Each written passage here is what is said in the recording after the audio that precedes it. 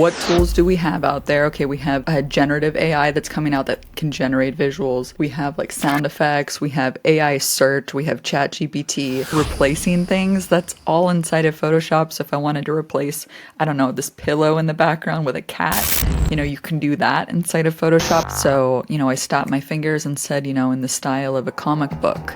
Snap my fingers again in the style of an apocalyptic world or something. I think it went a little bit viral on Twitter too. Creator Magic Podcast. Just before we get into the episode, would you do me a huge favor and hit the subscribe button? Wherever you're listening to or watching this podcast, subscribing really helps the show to grow. And now, let's get into the episode. Hey, Mike. Thanks for having me here. You created an AI film, essentially using lots of AI tools. I'm really curious to hear how that went for you and what you discovered along the journey of using AI tools to make your own movie. How was that? Well, it actually started as an experiment because, it actually was it kind of went from my subscribers being kind of concerned because I would see comments on my videos about AI being like, oh, soon enough, my job's going to be replaced. And I really kind of wanted to show people and demystify this idea that like AI is just going to create everything. And I hope that when you watch that video, you can see how much creativity is still needed to produce something. And I wouldn't classify it as a film. It was kind of more of a moving storyboard as you kind of get by the end of the entire video. But it came from two things: an experiment to see what we can actually do with the tools, and then also just to kind of demystify this idea that like AI is taking over, right? And to have a little bit of fun. Because normally we do like how-tos, but I also like to explore new technology on the channel now, and that's something that I've been doing. And so, I was like, what tools do we have out there? Okay, we have a generative AI that's coming out that can generate visuals. We have like sound effects, we have AI search, we have ChatGPT. How can I combine all of these to see what you can actually produce? And is it kind of worth it? These kind of questions that come out of it. One of my take homes from watching the video was that you actually produced a ton of cuts. And I think you narrowed it down and you said, out of all these cuts of like dogs, turning in weird ways and fingers turning into multiple extra fingers, you narrowed it down to just a few clips. So how difficult was that for you to generate again until you finally had something you were happy to use? Well, it was not really difficult. It was actually quite humorous because some of these generations were a good laugh. And it was just a couple afternoons. Like I kind of set time limits on it because you can just keep generating, especially if you have their unlimited plans that they offer now. But yeah, the thing with the Gen AI, what you see on marketing sites is the best of the best. Like you don't know how many, for example, like in classic TV or Hollywood or even on YouTube, how many outtakes does that person do that finally does not make it in the final edit? I would classify these as like AI outtakes, like just didn't cut it, didn't make the cut. And so the process was quite fun. But as you can see from it, the main difficulty is that the subject is not consistent. You don't have that same actor look throughout. Like the dog in this film just like changed. It wasn't the same dog. So there's a lot of limitations that I discovered through this process, right? Things have been made much easier because we don't have to fly to Italy and sit there and set up multiple camera angles and then get the dog to do exactly what we want. We could just keep prompting until we get something. So I'm really interested to know, I believe you were using Runway for that. Yeah, so Runway has kind of been at the forefront of developing AI tools. They actually started as trying to be the next all-in-one online video editor. And they quickly realized that, we can't really replace Premiere Pro and all these other pro tools that people use, but we can start to innovate and create these really nifty AI tools that can quickly remove the background. So we use it for like quick rotoscoping, very similar to what the Rotobrush tool can do in After Effects. But if you don't have After Effects, it's a good replacement. They have like voice generations now, voice cleanup, what else do they have? You can kind of show a bunch of different AI tools for both editing audio and editing video. And then they started the generative tools, where it started with Gen 1, which you basically upload an existing video, which serves as a model from AI to apply a particular style to. So for example, if you want your video to look like a stop motion animation, it can then transform that input into that style. And then from there, they started to develop Gen 2, which is literally just using a text prompt or an image, generating a video from scratch. And they've been at the forefront of that. Of course, ChatGPT announced Sora, but that's not open to the public yet. And that was kind of the idea of this video. I was like, oh, what if I test Sora? And then I quickly realized it's not available. So it was nice to have Runway there, because I know that Adobe did announce that eventually, maybe later this year, they will integrate Gen AI Runway as well as their own tools and Sora to give users the option to see, what tools they want to use to potentially use Gen AI inside of Premiere Pro, which is really, I think, exciting. I also think it's like the least exciting tool for me, not because of like this idea of like it's going to replace us, but just kind of like it's so hit or miss. Like I don't want to sit there and like waste a ton of time trying to generate a shot when I can just go to, my normal source for stock video is Envato. I can just go there, quickly find a shot. I don't have to worry about the dog looking deformed because I know it's an actual stock video clip.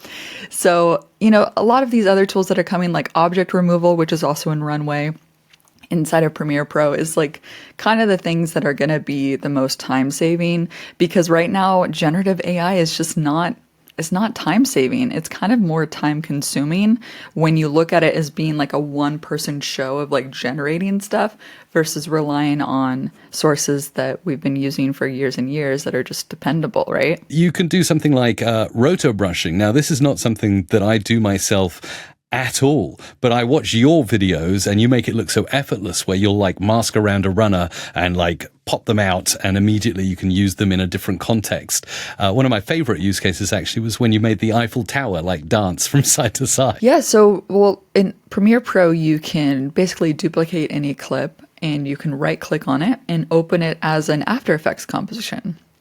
And through Dynamic Link, it allows you to save whatever you do in After Effects, and it will immediately be saved in Premiere Pro. So this is great for rotoscoping.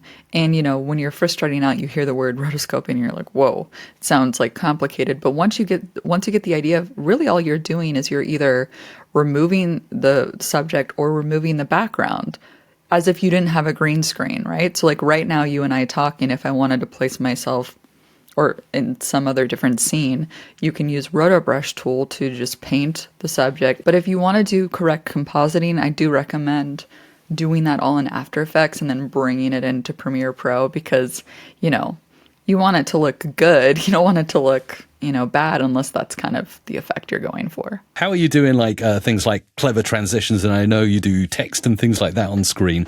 I think you've got a toolkit, actually. I know you've got a toolkit. And I'm curious, like, how that works for you. You must have spent hours, endless hours, putting all of these transition and text displays together. I've worked with the team. I also have a couple motion designers that, help design all these assets and put them all together, because I definitely wouldn't be able to do it all myself. So customer support is a huge component of having a toolkit and everything. And I've learned a lot through the process of having a digital toolkit, but it's been so great because we really wanted to make a toolkit that's like living, that's over evolving. And we really listen to what people need, and we're adding more things in. For example, some users requested some like cloud bubble pop-ups, and we have that coming in our next update. And, we didn't want to do subscription. We wanted to make it very creator friendly, because you know how it is. We get kind of subscription overload with a lot of these tools these days. So I really wanted to get something that I personally myself would subscribe to, or maybe not subscribe to is not the right word, but you know what I mean? So it just has, it has a lot of effects, but you don't really need to look at all of the 1,500 effects, just even a few categories you might use, and they're just there ready to use. But we wanted something where you could just open it up, take the preset or effect that you need, and just double click and it comes to the timeline. That's pretty much it. The Gal Toolkit. That's what we made. So I know you're doing a lot with generative remix for audio. Yeah, normally I end up shortening more than lengthening most of the time. But this has been around for a while, and it actually was in Audition first, which I know is more of your area.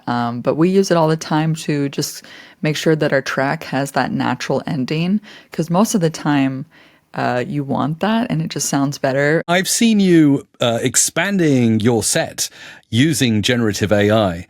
Now, I don't think this is something that you can natively do in Premiere Pro right now. You had to hop over to Photoshop, right? So how did that work? Initially, the idea was for Premiere Pro to eventually get something like that inside of Premiere Pro. And right now, they are working on generative expanding of the length of clips.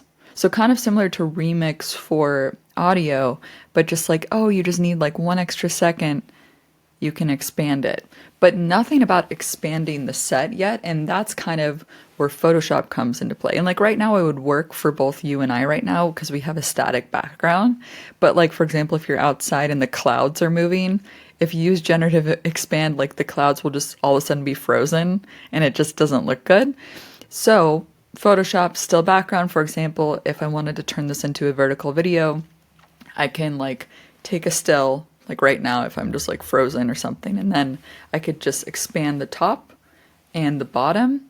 And the bottom is kind of iffy because of my hands, you know, like you kind of have to be careful about what's happening beneath. So, you know, you have to kind of think about, you know, how much value does this add? Is it worth the extra time to do that? For example, if you have the same set each time, it might be worth to just do one generation and then always drop those assets in to make it so that way like your face isn't so close to the screen when you're editing vertical video. So that's one use case of it.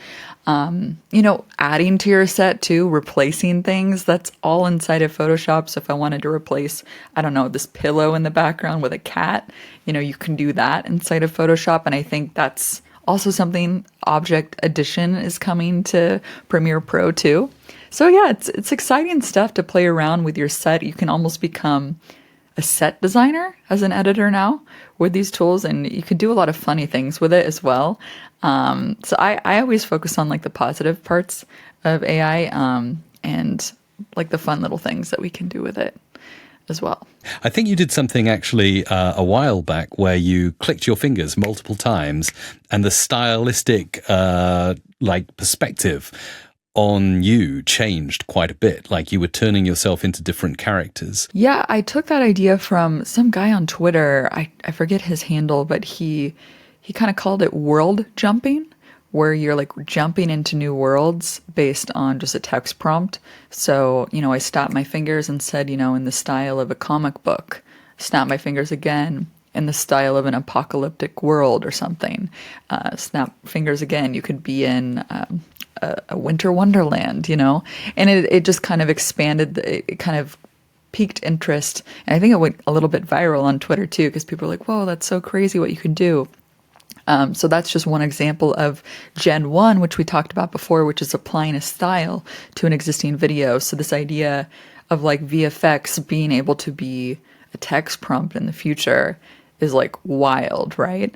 It's kind of like an Avatar. They did a mixture of like the actors, like live action, and then they, you know, I don't know exactly how the technology worked, but they put like tracking points on them and they used that data to then create the animation. So you can imagine in the future if you're like filming, you know, Kate Winslet, you know, on some robot with these points, and then you're like, okay, in the style of whatever, and transform her into that. That's kind of how I see that happening. But I think from what we can see, there's a lot less control with that stuff. And so I think you're going to have a mixture of that being a starting point and then more fine tuning later on with the skills that you would need as a VFX artist. So kind of future thinking right now, but it is kind of interesting to think about, right? We've spoken a lot about the Adobe ecosystem, and there's a ton of generative AI going into every Adobe app right now, which is incredible. But do you use any, like, apart from obviously Runway, which is completely separate, do you use any other tools or any tools that maybe plug into Premiere that contain quite a bunch of AI? Yeah, the one that we use right now is called Firecut to generate our animating captions.